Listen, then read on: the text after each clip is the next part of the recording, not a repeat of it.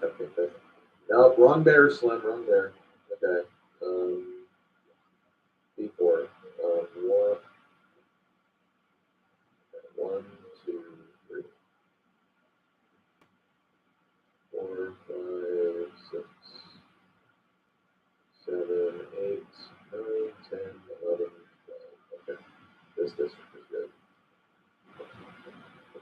We knew that district was already good. Let's see. So here we have 1, 2, 3, 4. Street count. No.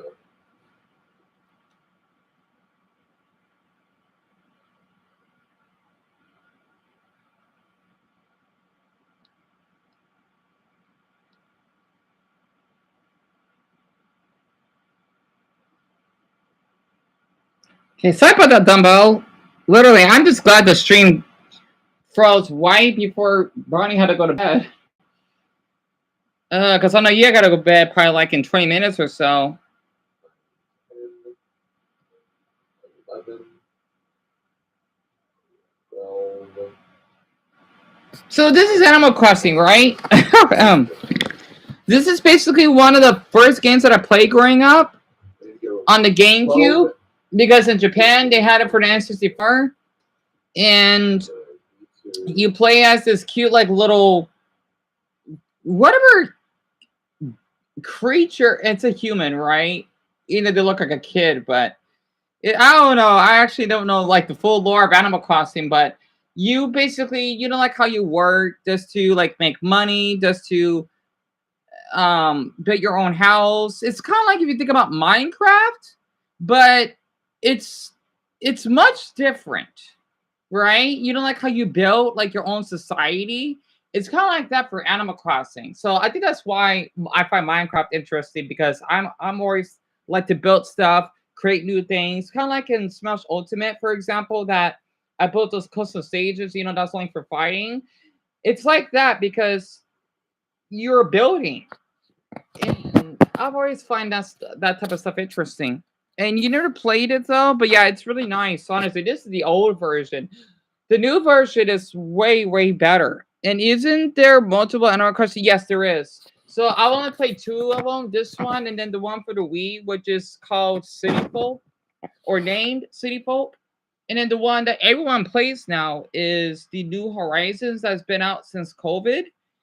Oh my god, man, it's been 5 years already? Oh.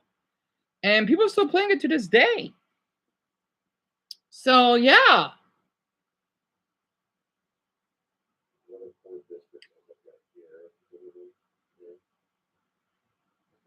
You heard of New Horizons? Yeah, it's really good. A lot of people played it because of the lockdown and people were trapped inside, you know.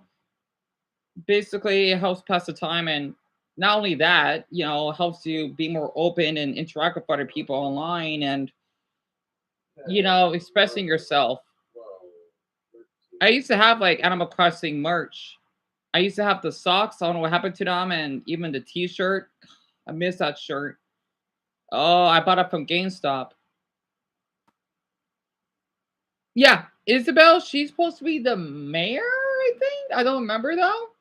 She is like one of the main characters, and then there's a doll that plays the guitar, which is KK Ryder, and then there is this annoying mole named Mr. Rossetti, and Tom Nook is the one that basically works on those, like, he basically makes you do labor or whatever. Those are the only ones I know, Sally, because those are the main characters in the game. Because there are like a lot of animals that you talk to, and they sometimes give you gifts if you're kind to them or whatever. So that's all I remember from Animal Crossing. I didn't like explore that much though, but I did play it a bit growing up. I remember my grandmother was watching me playing it on the Wii. I was like 12 at the time, or 13. There is no voice lines. It's actually like here, Mario. There's like no dialogue, unless you can count like them like doing it. Like that's how they talk, really. You know, kind of if you think about animals, it's like that. Similar like in Minecraft, they make those weird blocking noises.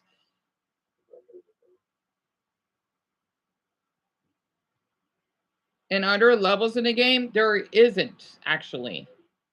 You basically just collect money and you can plant trees that grow apples, and you just buy like this special like accessories that you want for your house and you build it.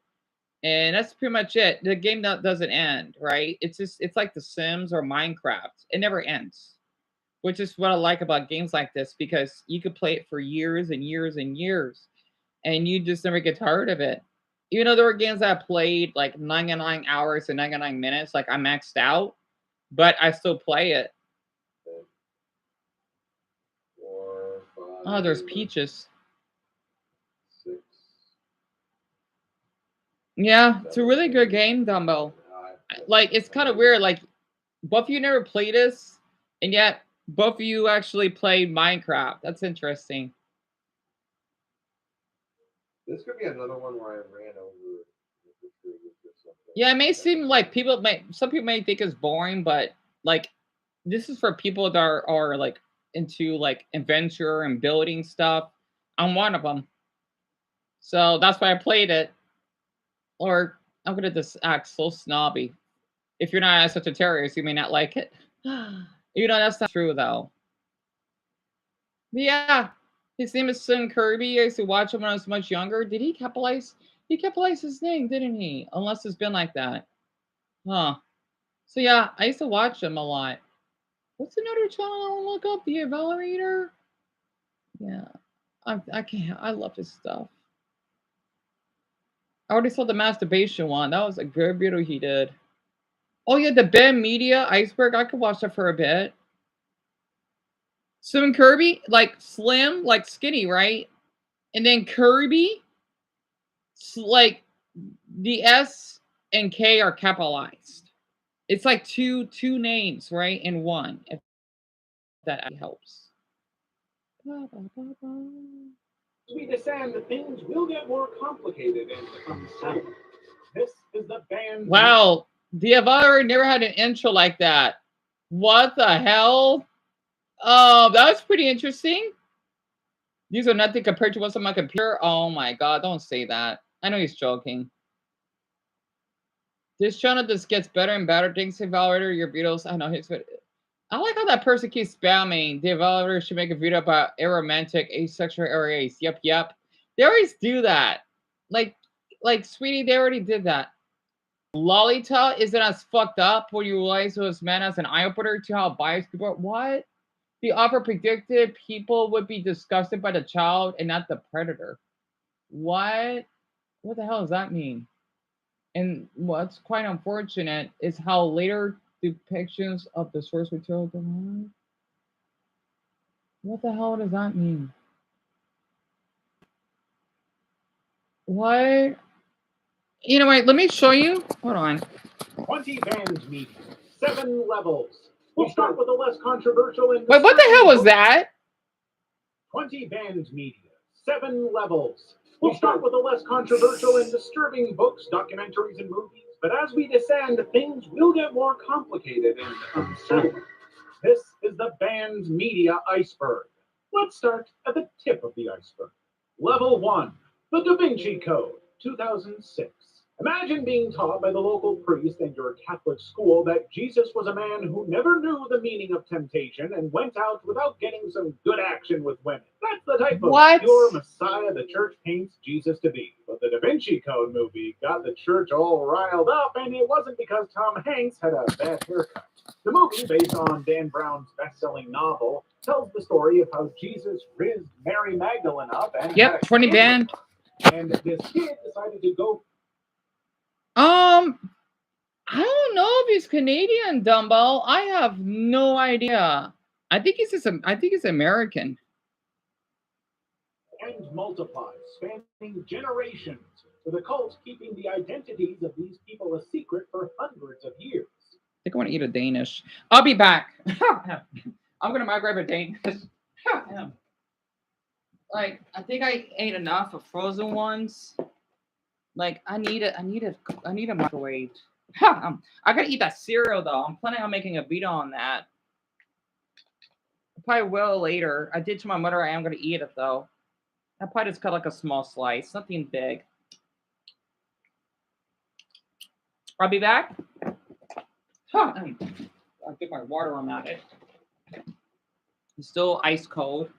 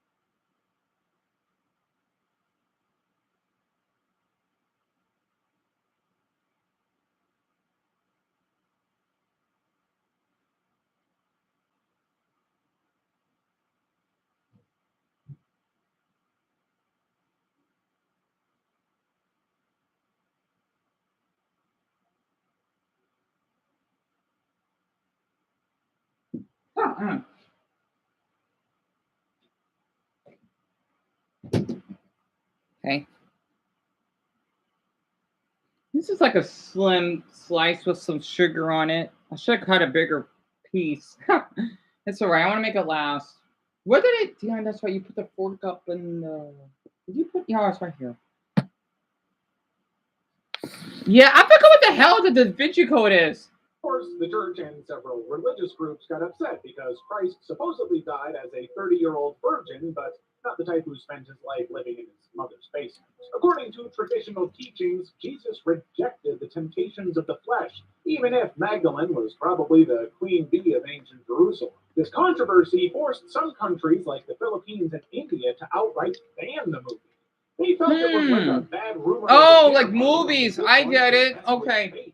Start arguments in the news. Meanwhile, other countries banned it because they thought mixing religion and conspiracy was like adding pineapple to pizza, which can stir up controversy and cause fights. As for the Catholic Church, let's just say they did their best PR work to control the damage when people started asking them if they were hiding secrets bigger than a teenage boy's browser history. Specifically, the Opus Dei, a real religious group in the movie known as Dark and Creepy. Members of the Opus Dei were quick to say, hey, we're not the bad guys. But once you're painted as a villain in Hollywood, it's hard to convince people otherwise. Even church leaders probably wished they could file a divine defamation lawsuit. It's Ram Truck Month. Hurry in for great deals on the trucks built to get more out of them. Fahrenheit 9/11, 2004. You probably know that after the September 11th attacks, U.S. President George W. Bush quickly branded the USA as the good guys, while people living in the war-torn areas... You come, I got blocked? Like oh, that's why you weren't typing, huh? As if Darth Vader lured them to the dark side. But while Bush tried to paint a picture of black and white, Danish is delicious. 9/11 took aim at Bush and all the patriotic mumbo-jumbo. This documentary film by Michael Moore talks about the Bush family's alleged financial ties to Saudi Arabia and the Bin Laden family. Moore suggests these connections influenced U.S. decisions, making it seem like a bad episode of Keeping Up with the Oligarchs. He even points out that while regular people were grounded after the attack, certain VIPs were flying out like it was some exclusive airline for the well-connected. The film also gives the Iraq War a lot of screen time, with Moore claiming it wasn't about fighting terrorists armed with nukes that could blow Washington to dust, but more about oil. He paints the government as a bad salesman, pitching a useless product by saying they were fighting for American freedom 6,000 miles away from the USA. But it turned out the weapons of mass destruction were as real as Bigfoot. Poor young soldiers were sent off to fight a war they didn't understand, while politicians stayed comfy. More. Because, wait, I'm watching an iceberg, am I? Sorry, I'm so dumb. There is a video that I want to look up that relates to that. Or, because these are supposed to be about bad movies, right? There is, what the hell? I forgot what.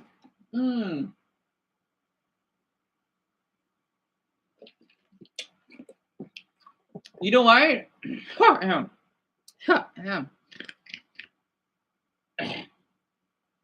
I wonder if there's a Paper Mario Iceberg. Oh, one of my dogs came in here. I heard the door open. Mamas, mamas, mamas, mamas. It's summer. Because I have a bad habit of not closing my door. There has to be people about Iceberg, right? There's a lot of them. There's one guy that have only 46 views on it. I think I want to give him a view. By Maker Gaming? You mean for the N64? I'll go for it. Looking to capitalize on the success of Super Mario RPG, Shigeru Miyamoto attempted to reinvent its style, and by keeping the same combat mechanics, but establishing a new type of animation, Summer, Dumba the said world hello. received one of the most beloved entries in the Mario franchise. So I can't see her. This is the Paper Mario Iceberg.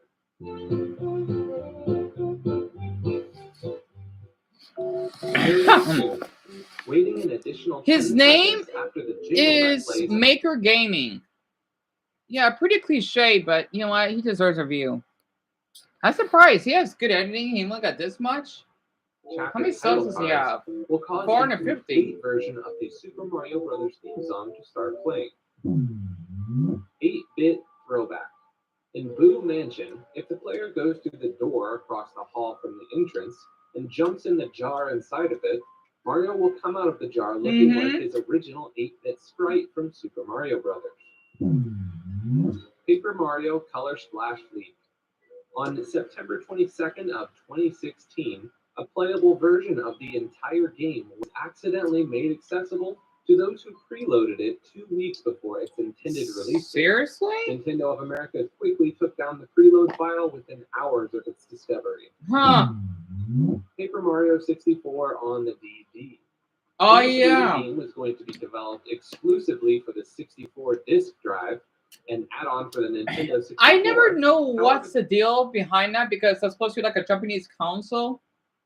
It's just like, I don't know what the hell it is. Like a faster version of N64 that Japan made, I guess.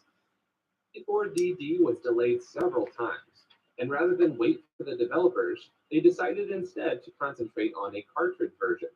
And 64 DD was finally released in late 1999. However, it was only released in Japan. Yep. But by that time, many of the proposed games had already moved over to the 64 base, and less than 10 games were ever released for the add-on. Huh. The spiked rollers. In Paper Mario: The Origami King, there is one room inside of Bowser's castle that contains weapons used by the spikes, their spike balls, and their spiked rollers from Super Mario 3D Oh, World. yeah. While Okay. origami spikes in this game can spit up and throw spike So balls, that's what they the do. rollers are never seen. Despite this, there's a dummied out model associated with them that depicts this same roller. Huh. Hidden Luigi sprites. Under the Smash Attack mini game room, there are 10 unused Luigi sprites. Since the minigame has Mario searching boxes for 10 portraits of Princess Peach, it's possible that the game's goal was originally to find Luigi in the boxes 10 times. Huh. And the developers simply forgot to remove the Luigi sprites. Cooper Kiss Glitch. Cooper It is Kiss possible Glitch. To get your partner Cooper to give Mario a kiss with a glitch in the Ice Palace chapter. During a puzzle that requires the player to discover the real Bombette amidst several imposters, the player can leave the room and re-enter it by clicking through a wall. Really? Upon re-entering, you'll have changed your partner to Cooper. So, honestly, Dumbbell, I forgot what a sprite is. I actually don't remember, though. Cooper Kiss Glitch, yeah.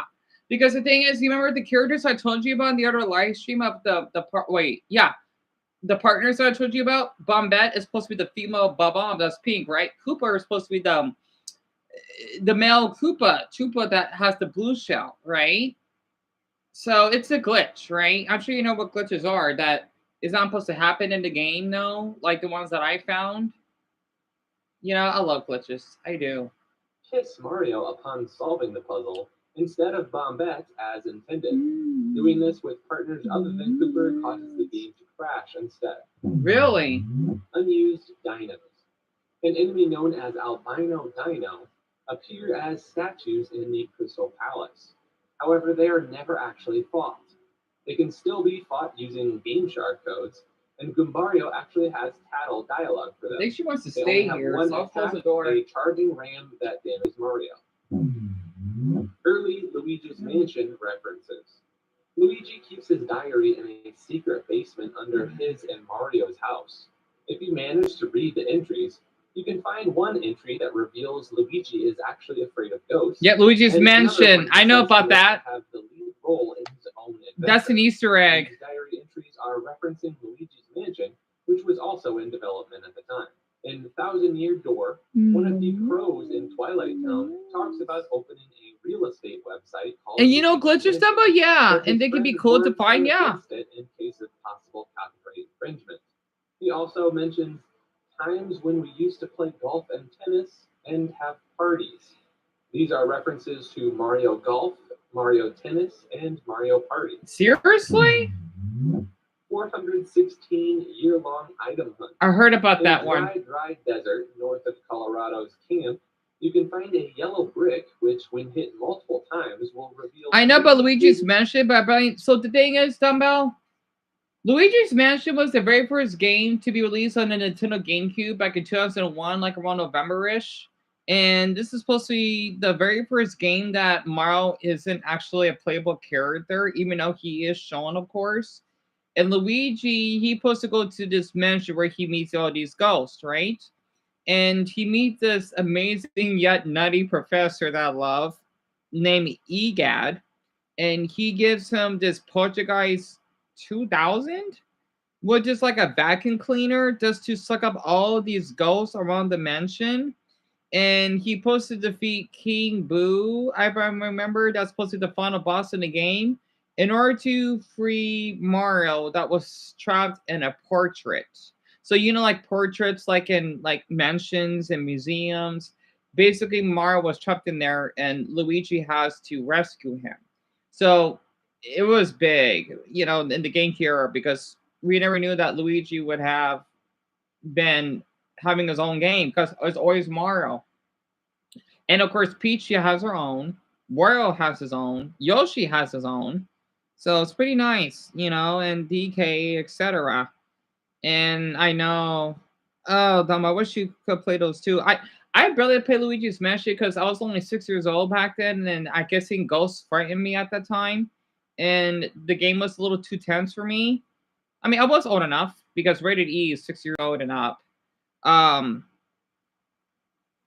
just didn't know how to play that game that good. She is so comfortable.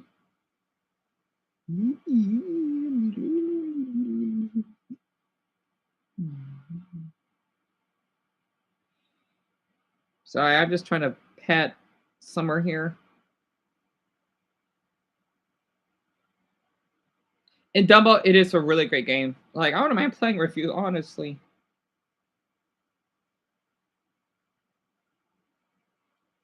question mark blocks, which subsequently give you a Shroom 1 hit, Super Shroom 10 hits, Really? and Ultra Shroom at 100 hits.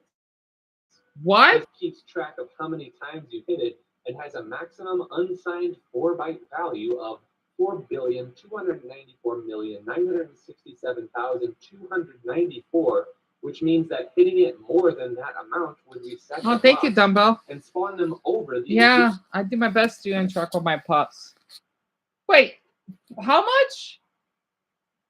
4 goddamn billion to hit a stupid block? 4,967,294, which means that hitting it more than that amount would reset the blocks and spawn them over the existing ones, allowing you to get shrooms again. And this would actually take 36.3 years to reach. And hitting the block again that many times would reset it again, causing the blocks to spawn over the existing ones. What? Continuously repeating the process until the game freezes would take just over 416 years to achieve. Wow, we'd be well beyond dead by then. Are you kidding me? The other Ninja Turtles. The Koopa brothers are an obvious reference to the Teenage Mutant Of course, Ninja everyone Turtles. should know that. Both the Koopa brothers and the Teenage Turtles are turtles that wear bandanas around their heads. The Cooper brothers also speak in skater slang, similar to the Teenage Mutant Ninja Oh, Turtles. so that's what it is. Skater slang. Spiritual sequel. No wonder I thought skaters were hot. I'll keep that in mind. Around their heads. Oh, yeah. Dummy, you want to go to bed? Yeah, of course. Yep. It was 4 billion, Dumbbell. It was basically what he said that in order to get like an ultra mushroom or something, it would take you 416 years just to hit a block that many times. So you had to live like 4 life sentences just to do that. That's crazy. But yeah, you can go to bed. Oh, what question is? Oh, let me guess. What time I'm gonna live stream tomorrow, right? Well, I'm not sure, because let's see. My mother will be back home tomorrow morning, and I'll probably go to the other room. You know, I may not right now because Summer is so comfortable. She's gonna make me fall asleep because she's so relaxed. And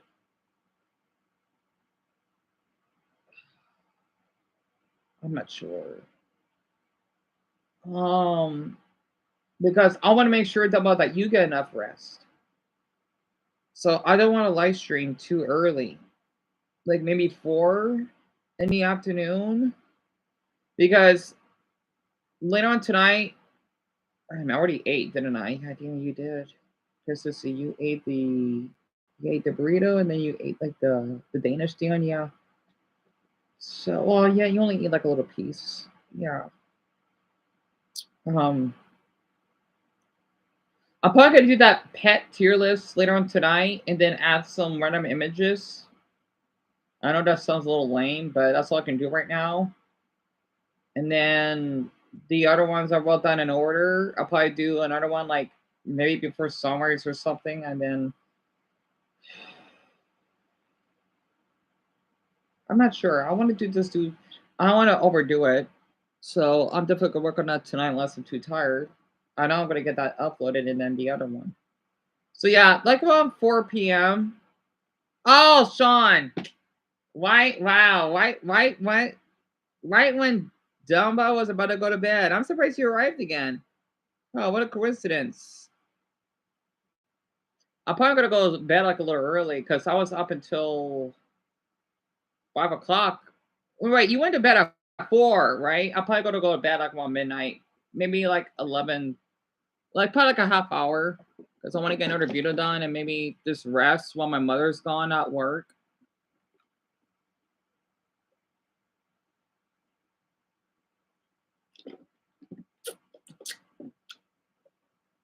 It's great to hear from you again, though.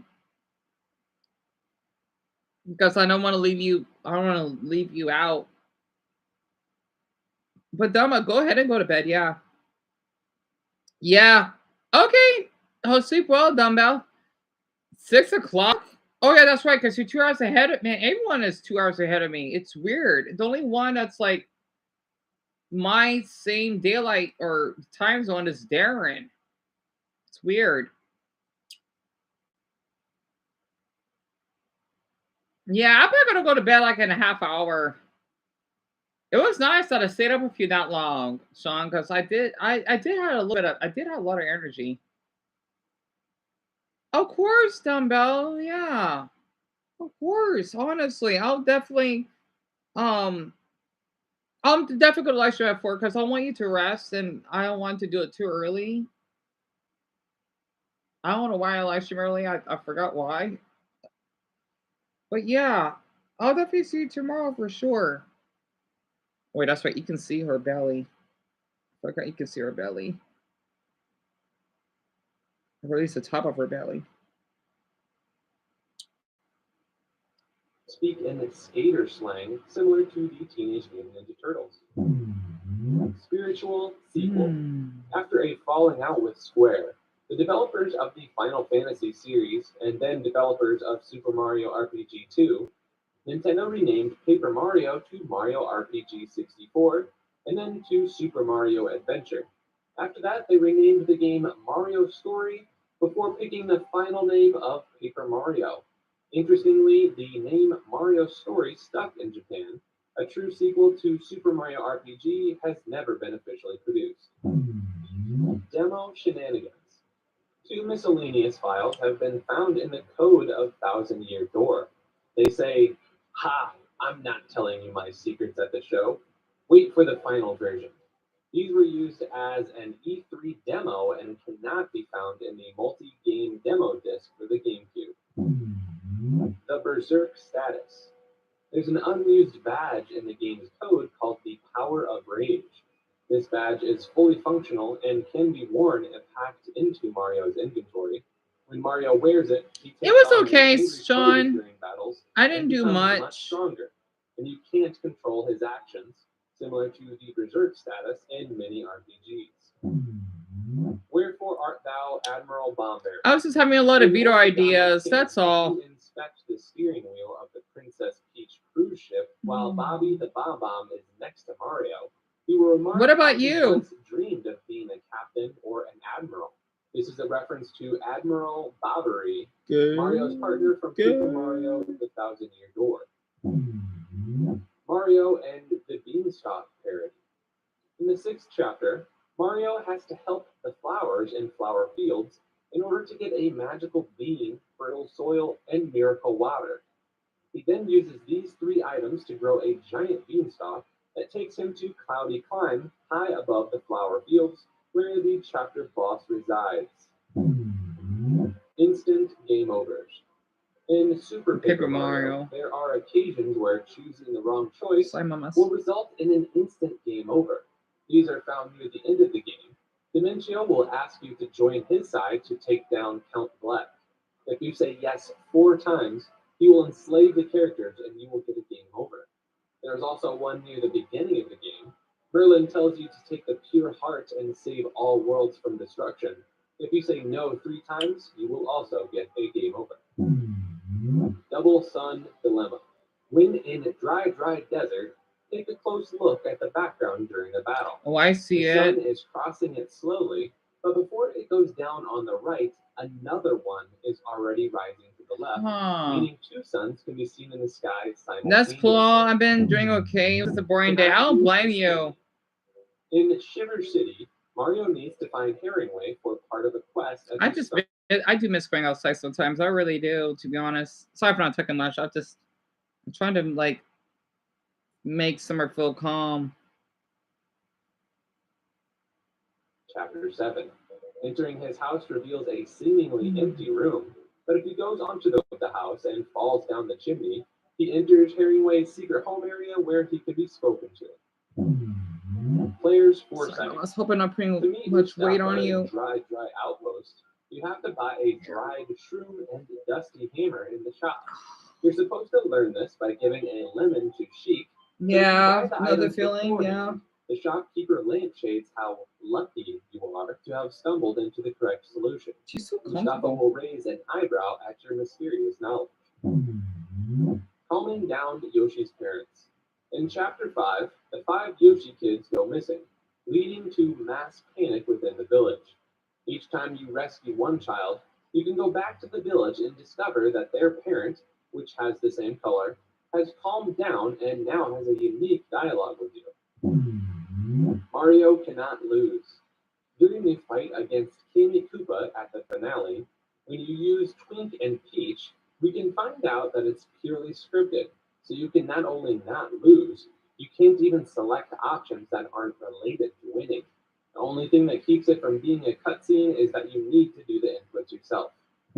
Huh. Putting the odds into your favor. The lottery? Yep, Putting the the Thousand Year Door. Happy Lucky Lottery in Thousand Year Door. I haven't heard does about not that. depend on luck at all, but rather on the date that you purchased the ticket based on the GameCube's internal clock. The following are the prizes. The 4th prize is between days 4 and 10. 3rd prize is between 25 and 35. The 2nd prize is between 85 and 115 days. And the first reward is between 335 and 395. Wow. If you set the system's clock back a day and then return to chat to Lucky, the lottery's manager, you'll notice that the internal clock has been interfered with. You can either admit to it or claim you did not tamper with it, but you'll have to spend 500 coins to do so. Daylight savings is not put into account. Buying a new ticket won't actually increase your chances of winning either, but will instead reset the days back from 0 when you bought it. Getting caught as a Koopa Troll. In the Chapter 6 event during the intermission, if the player times the sneaky parasol item at the exact frame when the Koopa Troll spots Princess Peach, she herself will become a Koopa Troll, but they will still treat her as Peach, resulting in them taking her back to her room while she is in disguise. Oh. This also works on a Hammer Brother in the library. This is caused by a lack of landing sprite for the Koopa Troll.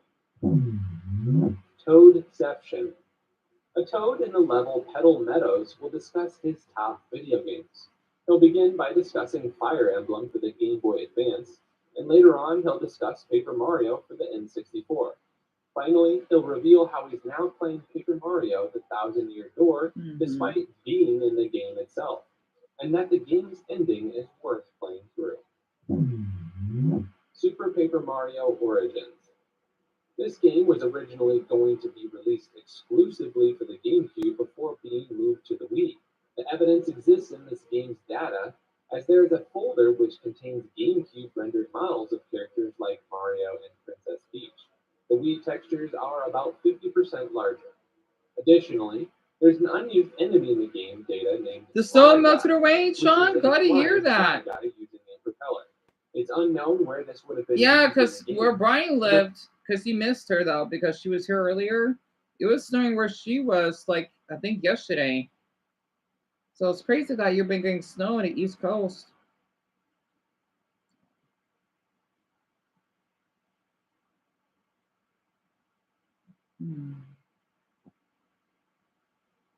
So now more unused enemies that are unused, but some of them were still present in the previous games of the series. Luigi in the background. In Paper Mario Sticker Star, Luigi can be seen sitting in the background of 5 different stages. Huh. Using Paper Eyes, That's the player cute. can even pull him off the page where he will run off screen. Every time the player does this, the leftmost house in the DeKalb suburbs will have a numerous newspaper article about Luigi being spotted in that location. If the player finds him all 5 times, he will appear during the credits. Final boss foreshadowing. In Color Splash at Sunglow Ridge, Huey manages to clean up a whole mess of black paint. At first, it seems to be a one-time thing, but it's a clue to his role in the final boss fight where you have to use him to absorb the black paint off of Bowser. Familiar faces in Francis' room. In Super Paper Mario, the player can go into one of Francis's password protected Yep, I know all rooms in these. These are chapters like 3 Easter to 4. eggs, You actually. can look on the shelves to find Yeah, I know all these growing up. Crazy. which will display wrong code instead of code has already been entered. Still. Gulliver references. In Animal Crossing New Leaf, the NPC Gulliver will mention not needing such a noble skipper since Bobbery of Roadport, making references to Paper Mario: The Thousand-Year Door and Bobbery specifically. He also references the Over There, a reference to Chapter 7 in Super Paper Mario. Weird. Infinite Happy Flower Badges. In the original Paper Mario, on the east path of Flower Fields, there is a set of 3 trees that will drop a Happy Flower Badge when hit in the correct order. Oh, If Angry the Mario. badge I is think I left heard uncollected and Angry needs to be Mario? collected again I'm in gonna the look same that up, Sean. I don't think I have seen Angry Mario yet. another Happy Flower Badge will spawn. This can be done to repeatedly spawn multiple Happy Flower Badges, however the game will start to act as if there's only one. Oh. Flavio Glitch. This is a glitch that players can use to sequence break certain parts of the game, allowing the player to travel with Flavio through the entire game. He even appears in cutscenes where Mario is not on screen. Herringway Glitch. Herringway can be changed into a standard Bumpty or become invisible by pausing the game soon after Mario and Herringway enter the mayor's room. This can also be done shortly after starting a dialogue with the detective in Chapter 7. He will resurface if he is invisible when the room is left. When the mayor gives Herringway the present, the game will freeze and a debug screen will appear if he becomes the typical Bumpty. When specific carrying sprites are He did more? No way. Oh, he worked his ass off. It sucks he doesn't get much viewership. I'm gonna keep that Angry Mario one in mind. Banjo Kazooie, Bomb Fantasy 7.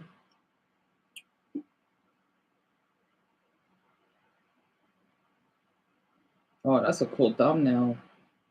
Beavis and Butthead grabbing the iceberg. That's beautiful.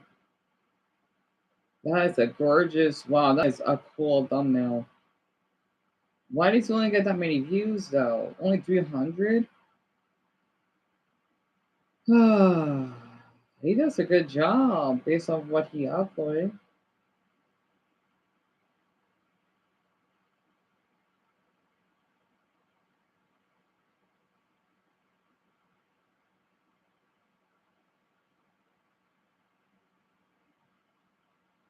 Oh, these are mostly Final Fantasy. I never played them now.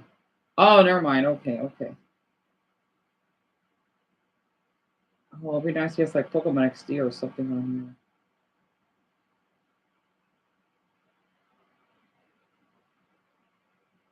here. Waker?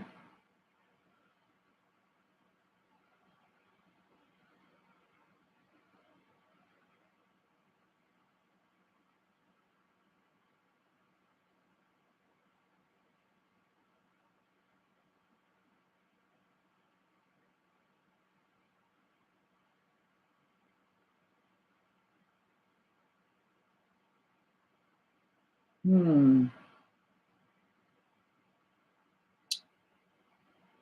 You know what? I guess I could probably continue watching Hannah.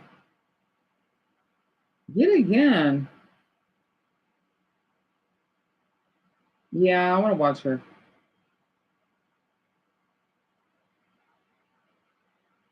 And my dog is like, oh, man, you're making me so comfortable, Summer. I'm supposed to go in Mom's room, but you got me trapped in here. Yeah, I'll probably go in the room at midnight.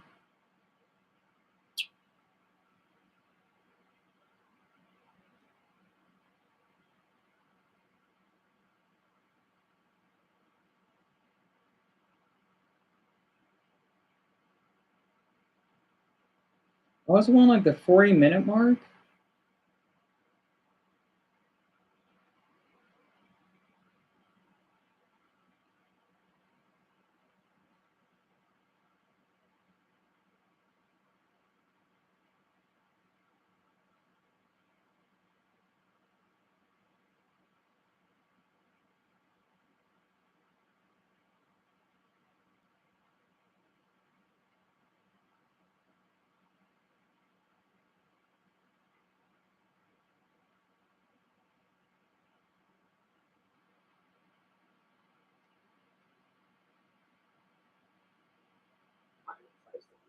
So yeah, I put Trevor in Menace to Society because again, this isn't the worst thing. Like this was just kind of a crappy thing to do. So I hope it's okay if I can lay down my head. Going to go viral. Well, I'll still pet you, mamas.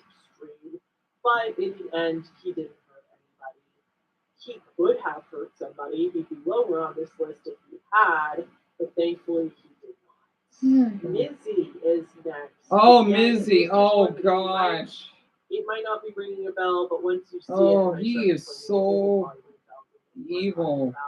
Mizzy is primarily a TikToker, and he is a prankster. And but British. Really, he just goes around committing crimes. I cannot stand. Yeah, that's my dog, Sean. It's Summer. Child. He's like 18 now, I believe, but. Yeah, Summer's right here, and then her two other sisters, Autumn and Ebony, are in the living room right next to the kitchen, and along with her mother. She just likes to be in here, or at least recently, she likes my blanket, probably because of the scent. So sometimes they like to come up to me, they want to get petted, or want to give up attention, and I mean they've been doing that since day one, but I've been doing that more often. Actually, come to think of it, they didn't do that at the other house, probably because they're not used to that place. Yeah, this is Summer. I know you can barely see though, unless you can see the strap on her belly. So obnoxious to me. This is like the epitome of why everybody hates public live streamers and a lot of influencers. He's gone viral several times just for walking into people's homes during the day, acting like he's supposed to be there, and then playing dumb when the homeowner, of course, gets angry or panics. He also went viral when he goes up to this old woman in a park. He grabs her dog and runs away with it. Yeah, that's just The footage of evil. this is so sad. The It- poor dog is so confused. Thankfully, in the end, the dog was not harmed. He did eventually go back to the woman and return the dog to the woman himself and talk to her. But he clearly picked this woman because he knew that she was too old to run after him. Like, he Mm. chooses vulnerable people Yeah. on purpose, which is just so sick to me. Oh, and I thank you, also get Sean. really mad at people that scare people without their consent and actually make people think that something really bad is happening or that even that they're So they gonna can't die. see me because it looks so Sick dark. to me. I just don't understand it. If someone did this to Winnie, if someone came up to me and tried to steal Winnie, I'd be in jail. Let's just put Me that. too. The other incident that was even sicker than this, if you can believe it, is that he also approached women at night so they're in the dark, they're alone, like at a bus stop, and he goes up to them, touches their hair without their permission, Yep. and then says, "Do you want to die tonight?" Yeah, that's like what the that should be a death threat.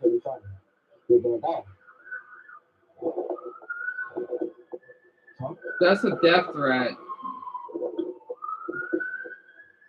This makes me, I don't know how, but it makes me even more mad than the dog thing because this is just, I cannot fucking stand misogyny like this where men play into women's natural fear. We're already scared of men. It's already hard for us to be alone. It's not like we're like living in constant fear, but when Well, we're out certain men, but definitely a great amount. alone, yeah, we're very aware of our surroundings. We know we are very aware that we are vulnerable to crimes and are more likely to have something very, very physically bad happen Of course, to sexual us assault. than men and other people. Yeah, Like, but I know because I've been there and harassed. So many I can't even keep count. I love this video so much. already and to Oh, play, someone like to live stream. use that to prank, to use that specifically to scare a woman who's already vulnerable, who's already at night and alone is fucking disgusting to me. To go up to a woman and make her feel like she's gonna get hurt, to make her feel like you're gonna hurt her, how is that funny? That is not a prank. That's not funny to anybody. Lizzie is also a man. He has no idea what that fear feels like. And this is stuff that women deal with on a daily basis, and we don't know when you're joking or not. So Right. It's just not fucking funny. Lizzie I tried mean, to I defend mean- himself. I mean, I even know how, like, if men did that to me, I'd be confused myself. So I relate, Hannah. She's been arrested many times. He always tries to defend himself and says, like, oh, I was raised by a single mom and I had a really hard upbringing. I had a really hard childhood, you guys. Blah, blah, blah, blah, blah. Okay. A lot of people have had really hard childhoods and they don't go on to terrorize random Exactly. strangers. He's been arrested many times. He's gone to jail. So, Sean, I'm actually watching this video about influencers who have committed crimes, The Iceberg Part 1, by this amazing YouTuber named Hannah the Horrible. And she does, like, scary stories. It's so calm. Like, she doesn't, like, add any music. And she has, like, candles in the background. She's kind of like a goth. It sucks I can't show them right now because of summer and I don't want to move much. But I've been watching her for a little bit, and it's like kind of like Papa Freak Out videos in a way, like you may think of, but it's a little different because this one she kind of like exposed these, let's just say, criminals, right? And it's really good to watch, actually. Times there's been other incidents like other than this, including like stealing a random woman's phone. He has been in and out of prison several What? times. After getting out of prison for the most recent time last year, Mizzy has done interviews and said that he is ready to turn his life around. And he says that he's going to be a better person and realizes like how cringe all that stuff was, which I just don't buy. I just doubt it. I'll believe it when I see it. Like, again, I don't think he's irredeemable ever or anything like that. I do hope that he's telling the truth and that he turns his life around or gets help, because honestly, it's normal people don't do shit like this.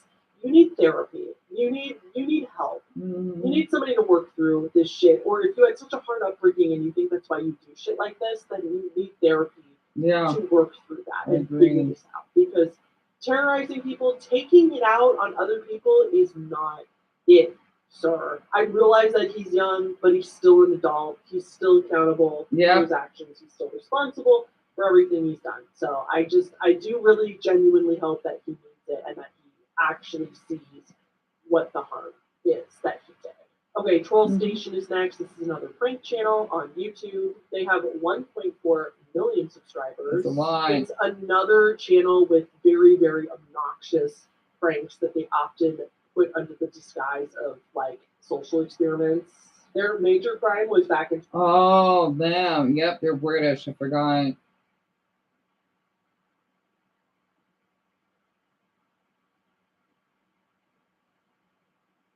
Your heartbeat, huh? 2.5 beats per second, give or take. Man, I can feel someone's heartbeat. It's so calm and soothing. Well, you can make me fall asleep somewhere. Damn it. Why you gotta be so darn relaxed? Ah.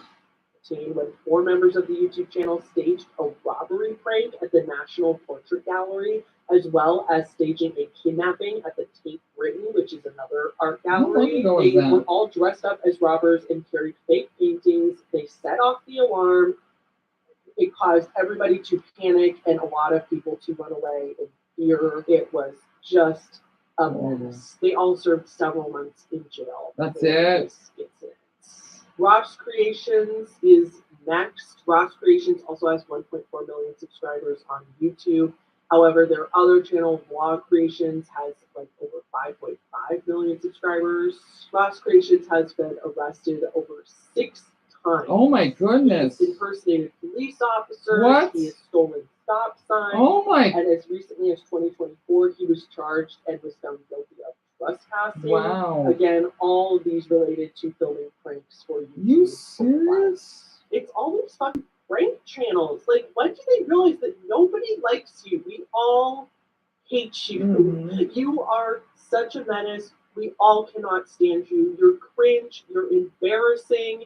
You're just annoying. Nobody likes you except for 12-year-old boys watching this content. And if that's the audience that you purposely curate and tailor your content to, that's weird in itself. It is.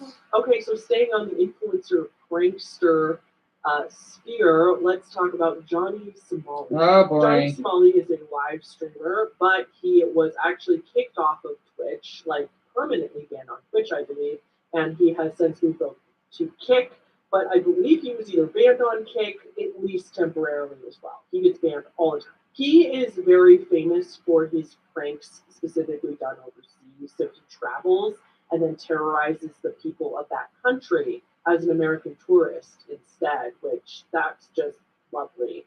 Thank you very, very much for reinforcing the American tourist stereotype that we are obnoxious, loud, annoying assholes, because people like you, tell me about it, Sean, are here in America.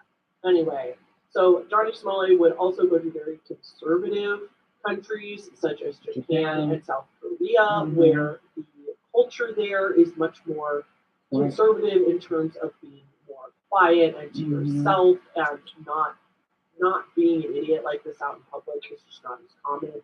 And at least here in America, I feel like when people do this out on the street, people are more likely to either tell you to shut up or they will just simply ignore you and just roll their eyes. Yep. You know what I mean? Or even call the police. Oh, yeah. In countries like this, I feel like it's even worse because a lot of people don't really know what to do. So in Japan in August of 2023, 2023, Johnny went to a construction site in Osaka and yelled Fukushima to the workers, which, if you know what that means, you know how disrespectful and terrible that is.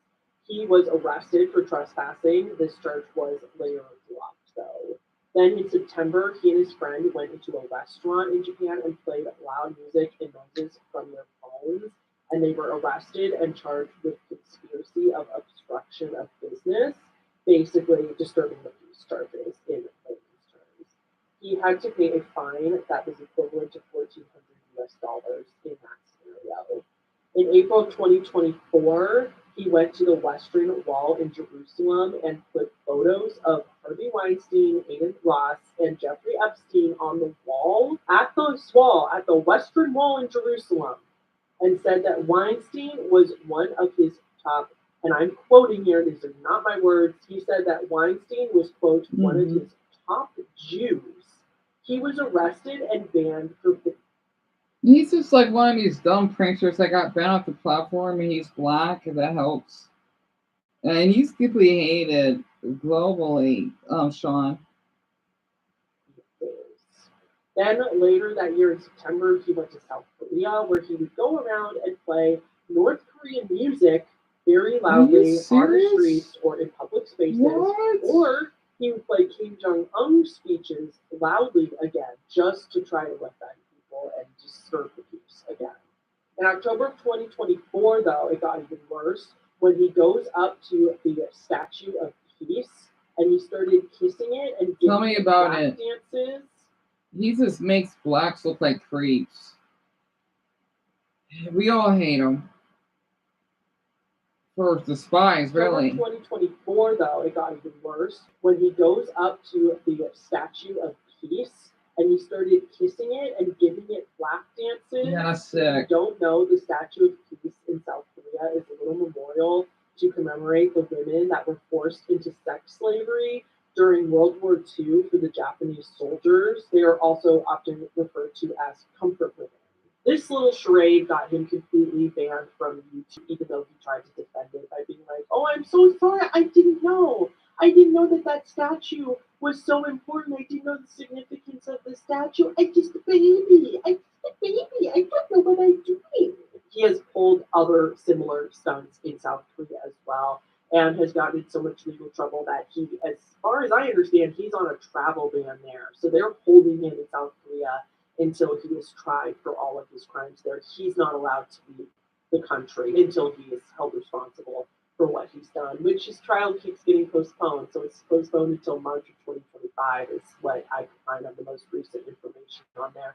So yeah, he's stuck in South Korea because he's not allowed to leave, which I find hilarious. Not because it's probably bad to be in South Korea. I'm sure it's beautiful there, and I'm sure it's very, very, like, it's probably not the worst place to be stuck, but the fact that he's not allowed to go and travel and do all this other keep pranking and being a nuisance in order to get more views is very funny to me because he's probably not happy about the situation. He has also been beaten up for his antics before. Which he deserves. People have set out bounties, kind of like, "Hey, I'll pay money if anybody can tell me Johnny Somali's location."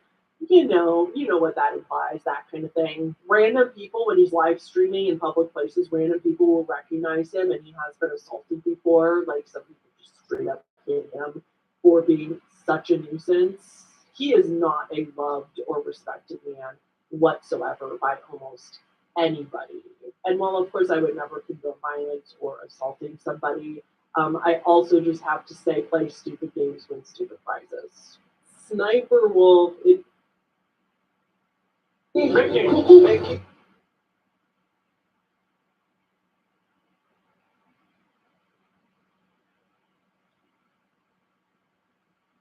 Wolf is next, or SS Sniper Wolf, or Sniper Wolf. I'm just gonna call her Sniper Wolf.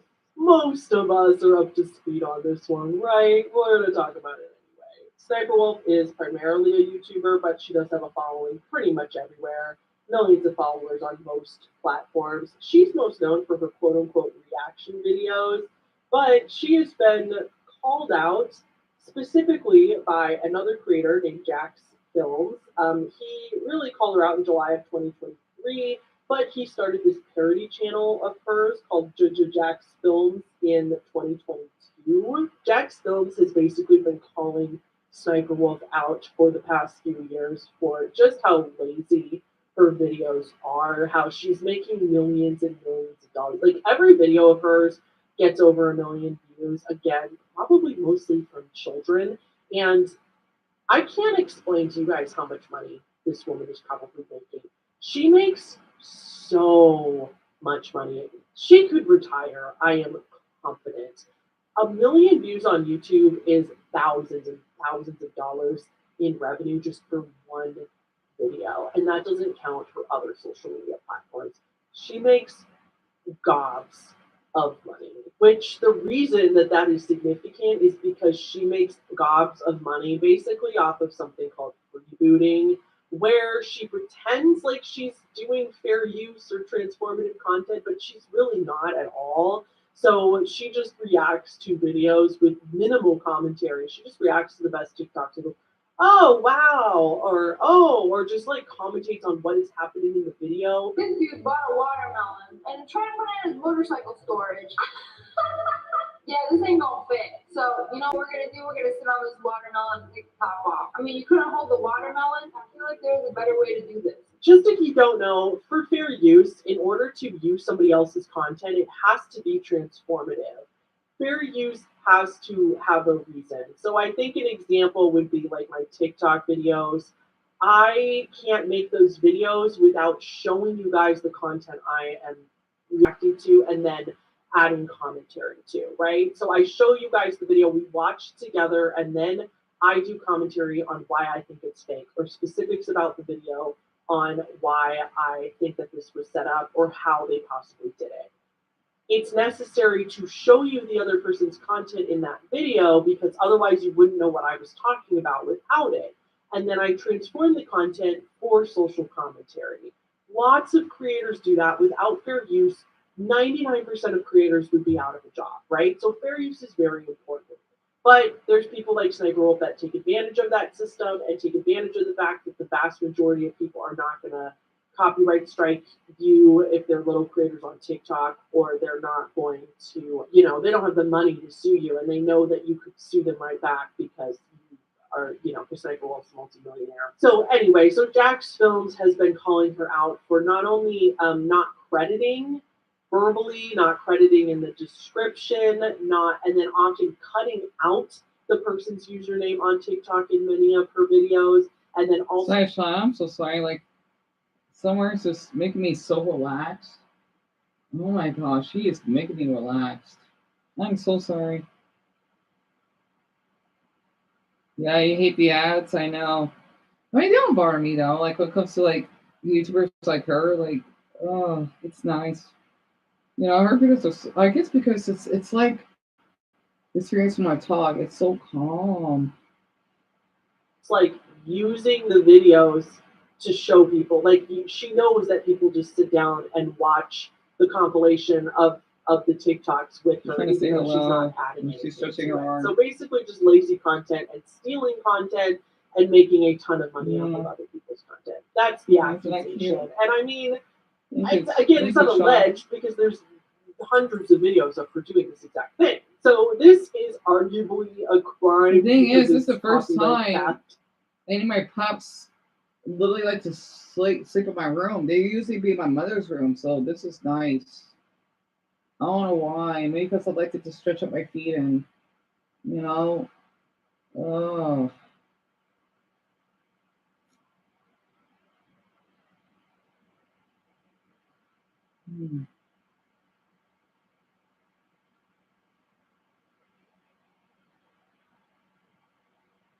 I'm probably just gonna leave the live stream on because I like how my dog's on the live stream.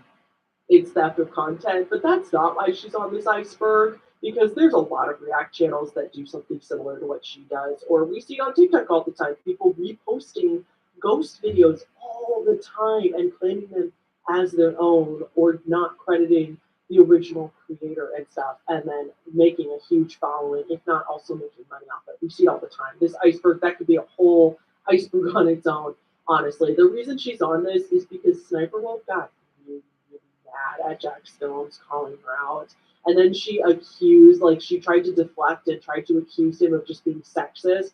How he doesn't call out male reactors, even though he does, and everybody else does too. It's not because she's a woman. Sorry, Sniper Wolf. As a woman and as somebody who considers themselves a feminist, I can tell you right now, it's not because you're a woman. Stop trying to deflect and make people feel sorry for you. So anyway, we all see where this is going. The reason she's on this iceberg is for the doxing incident of Jack's Films, because she was so mad, she was so sick of it because she didn't like this negative attention on her. So her studio where she films was just in the neighborhood of where Jack lives. She got his address, which we don't really know how. She claims that it was just readily available with 2 minutes of Googling, but nobody really thinks that's true.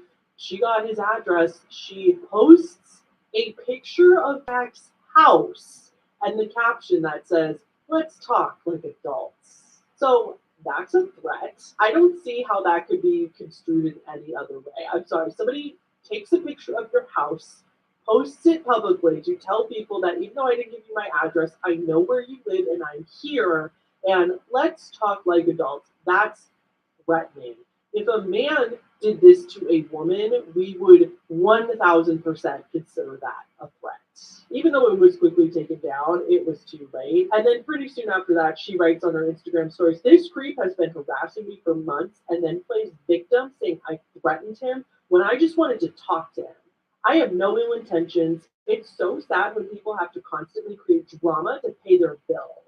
That's also what everyone says when they're called out. They just like claim the person just wants clout, or they're just using their name for views, which again is not the case. Jack's Films gets lots of subscribers and lots of views with or without Cyberwolf. So again, this is just deflection and this is just manipulation. Telling him that he's playing the victim when it is so ironic because she's playing the victim here. She's accusing him of harassment when this is not harassment. You are harassing him, Sniper Wolf, not the other way around. And obviously doxing in most states is illegal, and even if it's not illegal, posting a picture of somebody's house publicly without their permission, I think you could find a crime in there somewhere. But in most states, it is illegal to dox someone. Anyway, so Sniper Wolf handled this terribly, made herself even more unlikable than she already was, and YouTube also handled this terribly. YouTube posted on Twitter about how we're disappointed in both sides of this and blamed Jack's Films for this as well, even though Jack didn't do anything wrong in this situation. I cannot figure out how he did something wrong. Like maybe a little excessive in calling somebody out and making fun of somebody for doing something wrong over and over. But that's the internet. That's not illegal. That's not harassment. He's not sending people after her to DM her over and over and tell her what a terrible person she is. Literally, he was trying to just get her to change her behavior. So it's like, even if it was a little excessive, YouTube says like both sides were very naughty because Sniper Wolf is one of their golden children. You know, YouTube does tend to treat creators differently based on how much money they're making for the platform. Hence why Mr. Beast has never been demonetized for all of that shit, and why other big creators are not demonetized when they're bringing in millions and millions of views. YouTube makes a lot of money, so YouTube is going to what? Oh, what? Oh, what's happening when stuff like this happens? Because they don't want to turn off monetization for somebody bringing them in so much money. You cannot convince me otherwise. It's really gross. Anyway, after a lot of public pressure, they did finally demonetize Sniper Wolf's channels, but I believe that it was just temporary. I think it is back to being monetized. The last time I checked, I don't watch Sniper Wolf that much, only to ever check on this kind of stuff. And I did see that she was at least crediting the creators in the videos, like putting in big letters that the user at the very least. So at least this got something good out of it. At least the creators are now getting credit for their work. But yeah, again, slap on.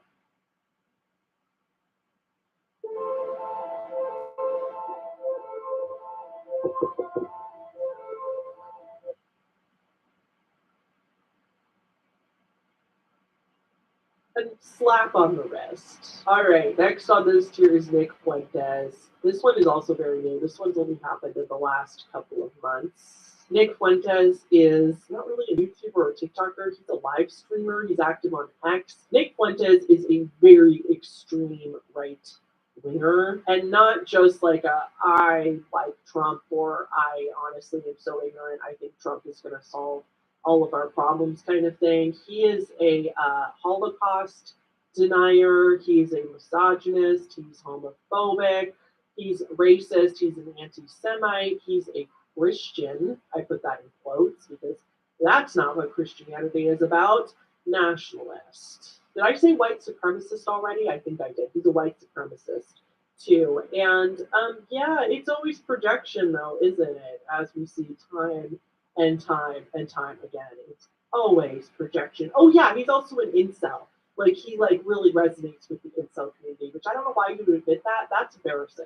So basically he's super pathetic and a super sad, lonely boy who obviously when he spews shit like this, it makes him feel better about himself because he's never been hugged in his life, I'm guessing. Like, I don't know. I'm not really sure what makes somebody so unbelievably hateful, but I can only deduce that it's because their life is just that pathetic. Like they just have nothing else in their life. Why else would you be so desperate to relate to a group of people? It's giving male just curly things. Just that really like that desperate energy for somebody to accept them. You know what I mean? Anyway, none of those things are a crime in and of itself. Shitty belief systems is just free speech. That's not a crime. So he wouldn't be on this list if it wasn't for just what happened in December of 2024. So you know how after Trump won the election, this happened in 2016 too. After Trump wins the election, it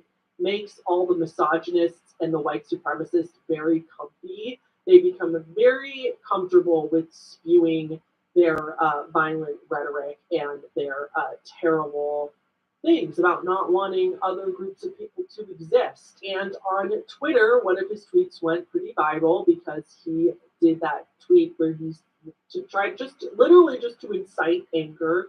He made that tweet that said, "Your body, my choice," obviously referring to people who are anti-choice and pro taking women's rights away. But his address shortly after this was leaked online, and people were going to his address. I think people were pranking him, like making fake deliveries to his house and stuff like that. But there was a woman that went to his house. I think another woman was like in the area as well that was kind of egging her on, but they went to go, I think, see if the delivery thing was true, like if people were really pranking him with deliveries. And they were kind of just like scoping out his house. But then one of them, like the one woman encourages the other woman to like go up to the door and ring the doorbell and go talk to him. And this woman does approach his door. She does go up to his front door, but she hadn't even rung the bell. She didn't have a weapon. She hadn't said anything, as far as I know. She hadn't even rung the bell or knocked on the door. And Nick opens the door, pepper sprays her in the face, screams an expletive at her, and I think he even stole her phone. Like he even grabbed her phone. Now, not condoning what this woman did. Don't do this. Don't go to somebody's house uninvited. That's just asking for disaster, especially in America where people are often trigger happy in a lot of areas. And so I'm not saying what this woman did was right, because even if she had gone and confronted him, there's no scenario where she would have changed his mind, come out on top, had a gotcha moment. There's nothing she could have said or done that would have changed this person in any way, shape, or form, or redeemed him in any way. Just by there's no talking to people like this. They're completely they're blacked out in their beliefs. They're literally blacked out. They cannot see anything beyond their tiny scope of the world. So it would have been very pointless. So I'm not saying do this. Don't do this, obviously. But he did commit a crime. You just because somebody's on your property doesn't mean that you get to harm them or hurt them in any way. You have to, in order to hurt somebody on your property, it has to be self-defense. You have to prove self-defense in some way. So if this woman was harassing him and wouldn't leave, or if she pulled a weapon out of her pocket and he pepper sprayed her for that, he probably wouldn't have gotten in trouble. But she hadn't even rung the door, and for all you know, like it was a delivery person. What if that was an Amazon driver or a neighbor who was asking for a cup of flour? You know what I mean? And he just opens the door and pepper sprays whoever's at his front door. You know, I know that he knew.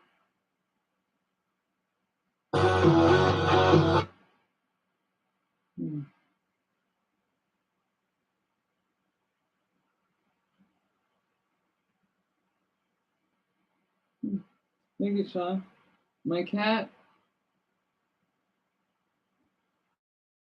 drive me crazy and right. No, that's cute, Sean. He knew that it was probably an internet troll, but you get the point, right? Is that she hadn't even done anything wrong at that point. I feel bad that Hannah really helped me relax. What was I? Yeah, we're taking a Steppenwolf.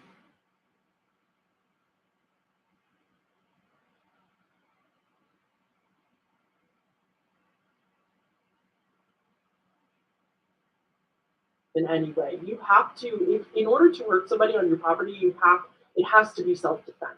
You have to prove self-defense in some way. So if this woman was harassing him and wouldn't leave, or if she pulled a weapon out of her pocket and he pepper sprayed her for that, he probably wouldn't have gotten in trouble. But she hadn't even rung the door, and for all you know, like it was a delivery person. What if that was an Amazon driver or a neighbor who was asking for a cup of flour? You know what I mean? And he just opens the door and pepper sprays whoever's at his front door.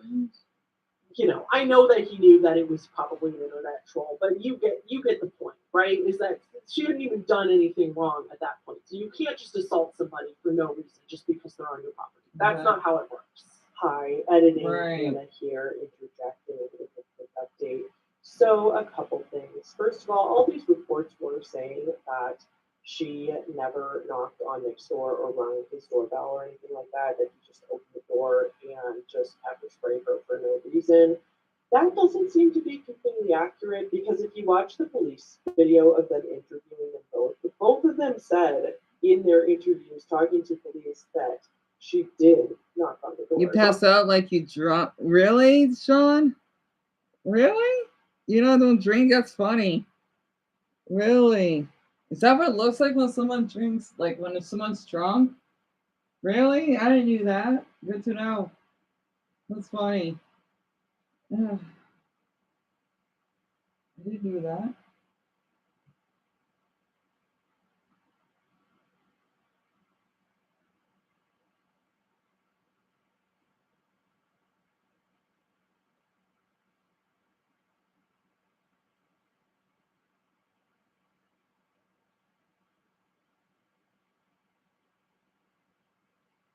Show you this woman's side of the story in just a second, but she is talking to the police and she straight up tells them that she did ring the doorbell. And Nick Fuentes also says that she was knocking on the door. So it seems like the reports are not completely accurate on that front. I'm also going to show you this woman's interview with the police as well here, because it's interesting how much she minimalizes her role in this whole thing.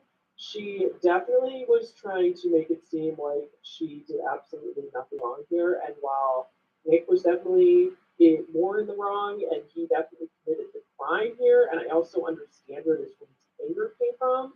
Like, I can understand the urge to go and confront somebody like this, even though I don't think that's a good thing. Oh, you just put your teeth on, but that's great. And changed. Last week off of you. Yeah, I dozed off. I definitely need to go to bed soon because I don't want to make Sean feel left out. I'll probably go to bed. I'll probably turn this off at 1:30. Like, how much time is left? Probably when her video's over, I'm probably gonna end it for tonight, I suppose, and then work on that pet tier list. It looks like she's playing dead. Oh my god, she's dead. No, she's not.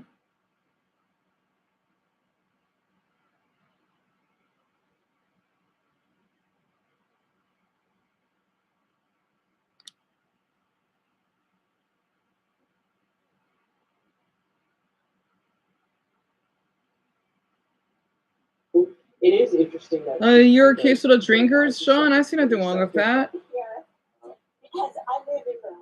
I live on the south side. And I came to do a little video because my friends keep saying, I've been doing all right. So I went Just outside and did a little video. just listening to Hannah the Horrible about these criminals. So, man, Hannah's video really made me fall asleep. It felt good. A friend, what's that?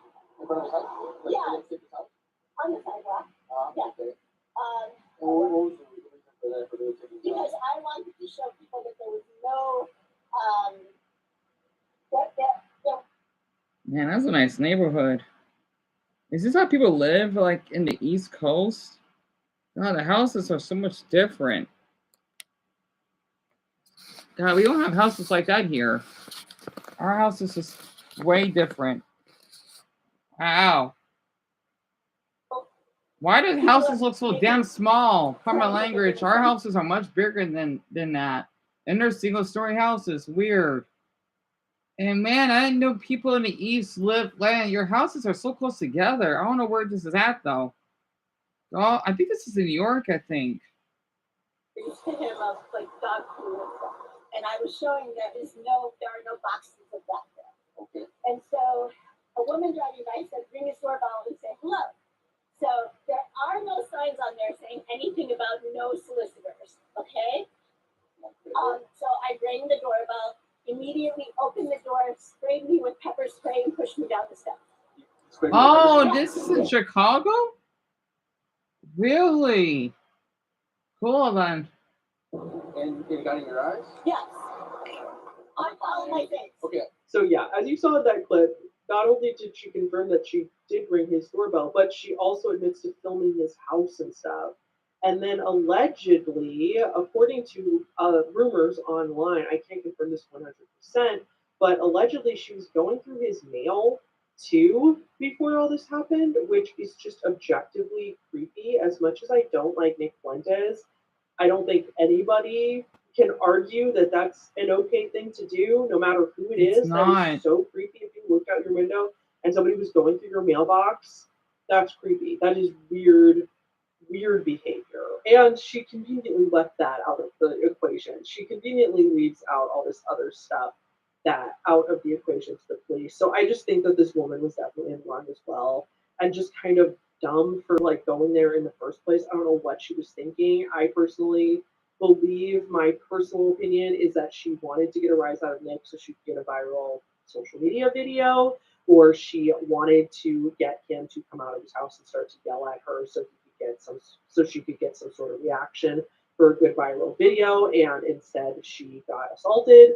I'm not positive, that's just my opinion, but yeah, I just want to be super clear that just because I don't like Nick doesn't mean that I think that this woman is totally innocent and that there's nothing wrong with what she did, because she did pretty much the opposite of what anybody should do in this situation. Like, I do understand the anger, I really do. It's just, this is not the way to go about it. And yeah, so the other really interesting thing is that Nick also was calling the police apparently on these women, but he had been calling the police to try to get them to come to his house because he was doxxed, so there was a lot of people right out of his house, which he obviously was intimidated by, and he was claiming that the police didn't care and they would just drive by. And so I'm gonna play you that recording right now. Here you go. So these two people are outside my house, filming my house.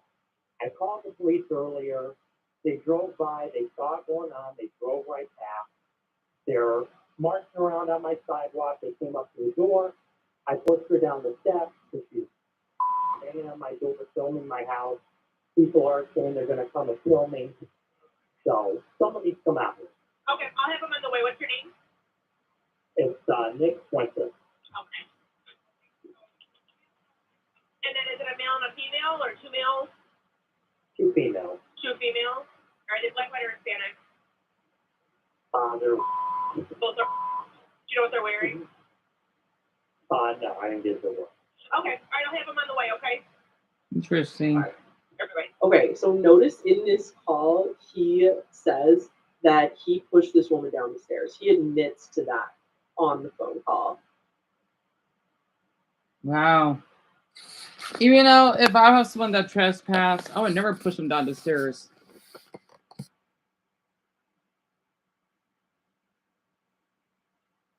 All right, so Dumbo's going to bed.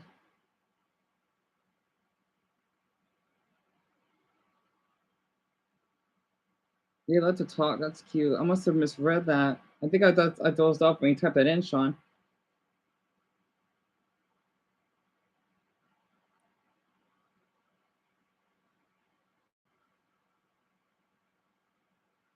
Oh wait, oh Dumbo, Sean, you better go to bed. Okay. And good night, Sean. Yeah. All right, good. All right. Ah, you're supposed to go to bed early. Sleep well.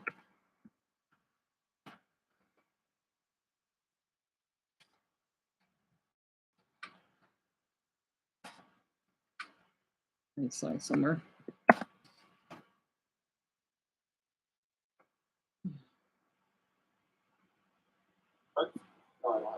Oh. Oh. And it's so, I don't know why I find this so entertaining and so hilarious, but he's like trying to be all smart and be like, I know my rights. He literally said that at one point in the video too. I know my rights. And like he is like, I'm gonna talk to the lawyer, and the police is so confused. Hey, He's good like, night. I'm just trying to get your side of the story, man. Which I'm definitely gonna live stream. Well, I need to get the pet tier list done, and I'm gonna also work on the Smash Fighters in high school. Oh my Buddha, I definitely need to rest up. Ugh.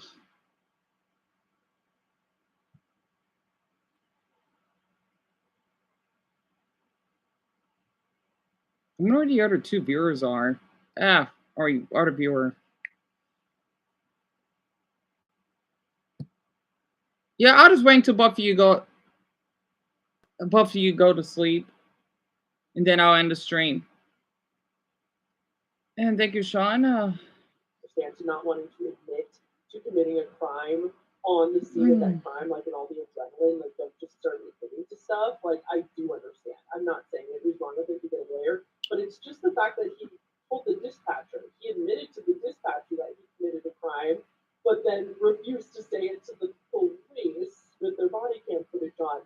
That is so funny to me because it's like they have a recording of you saying it, Nick. What are you talking about? They have a recording, and not to mention they have a video of it, which I will show you here too. It's only like a second. There's not that much to it to like really prove, but they have a video of him committing this as well. And so the fact that he's like, no, I want to talk to my phone, is just really funny to me because it's like documented that he did this. And I'm only saying allegedly a lot because Nick Fuentes just seems like a very vindictive person, and I'm trying to cover my butt. So, okay, so yeah, all that to say, both parties were in the wrong here. I don't think this woman handled this correctly at all. I don't think she should have gone to Nick Fuentes' house at all. However, it doesn't matter because in the eyes of the law, Nick still committed a crime. So, okay, back to me. Anyway.